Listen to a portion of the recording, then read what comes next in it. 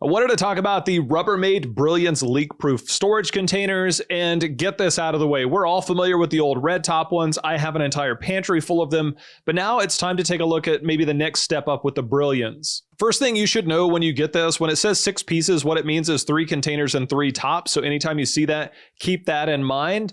But when it comes to functionality, these things are magnificent. I want to talk about some of the reasons why, because first off, we know you can throw them in the dishwasher. They're not going to stain. But more importantly, the way these things seal with that airtight seal, it's not picking up any extra smells from the fridge if you're storing stuff overnight. But the other thing is it also helps kind of lock in so your food doesn't dry out. And we had some of that. Not only that, I thought the smaller ones felt kind of small. But one thing my wife and I realized, these are more like portion control, because when I put the meat in there and stored those away and we brought it back out the next day, we realized this is actually a pretty decent sized portion if you're storing things for individuals. When you need to store some of the bigger stuff, of course, the bigger container definitely comes into play. But even some of the smaller ones, if you're looking to take something for lunch the next day, whether you're going to work or whether you're just trying to control portions, I actually found that to be the #1 use that I had out of it. On the side are these little locking mechanisms that go really well to kind of help lock things in. It decompresses them. But the other really neat thing that I didn't even know about when I bought these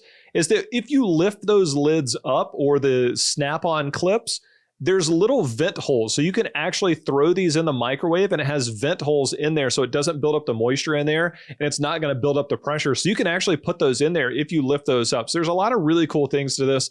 So because of all that, these things have actually worked out really, really well in our household. And now that I know that these work so well, we're probably going to double down and buy a few more and replace some of those old ones.